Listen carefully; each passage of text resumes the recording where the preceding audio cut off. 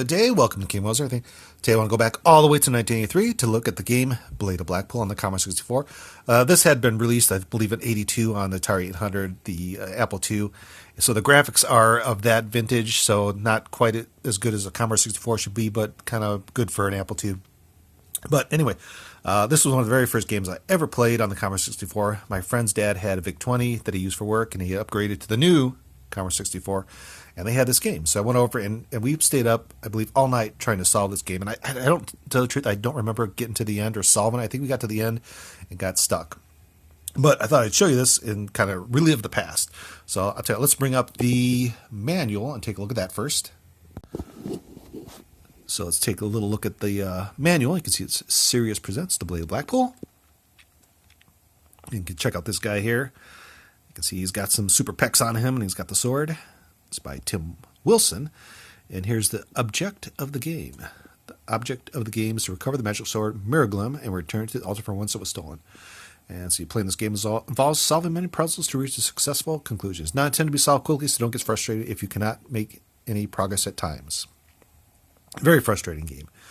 You got to solve all the puzzles. Basically, that's what you got to do.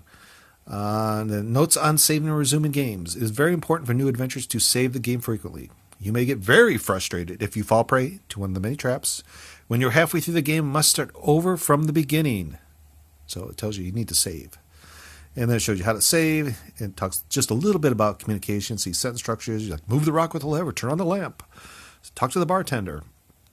Look, north, south, east, west. And that's basically it. And it does a little about scoring, and it shows you some other games that are available from them. You can see some Atari 812 discs, some Apple II discs, and 2 IBM PC discs. So that's the whole manual. Not much to a manual. But I guess it's very simple, early on graphic text adventure. So you kind of learn as you go. So now that we saw the wonderful long 3-4 page manual, let's do a little gameplay. And let's start it up. We've got The Blade of Blackpoole by Tim Wilson, 1982. Please wait for disk access. Remember the Commodore 64 kind of had a pokey slow disk drive, so every time you do something, it's please wait for disk access.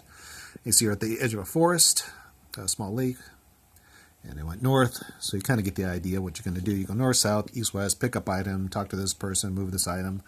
A lot of that kind of thing. But kind of what made this a little more fun than the normal Zorks and stuff like that was that it had a picture. So this was a graphic text adventure. So it's basically a text adventure with a little picture.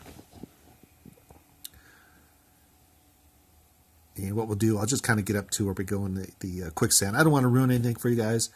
If you want to play it, you can play it. Or if you want to go see a walkthrough, go on the YouTubes or whatever and find the walkthrough, and I'll show you how to solve the game. But I like to play the game. And here I found the boat.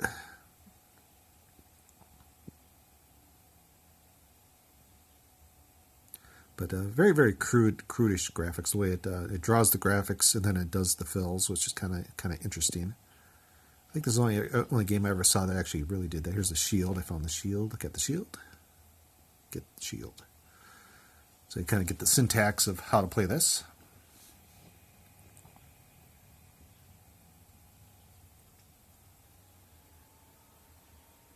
Oh, now I'm in the quicksand.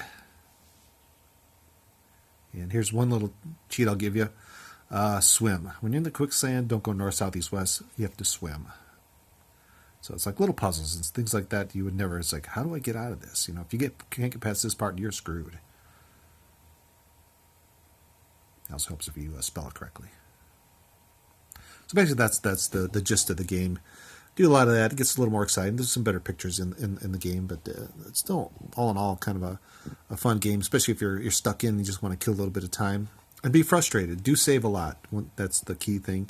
Because if you die, and you start over. There's no, oh no, let's continue where, no, you make sure you save it. Save as you go. So basically that's the gameplay. So let's go back to the conclusion now. So that is Blade of Blackpoole. It's kind of interesting to look back to 1982, 83, and see what kind of games were out there. Kind of, you wonder about how did I find that so much fun? But it is still fun.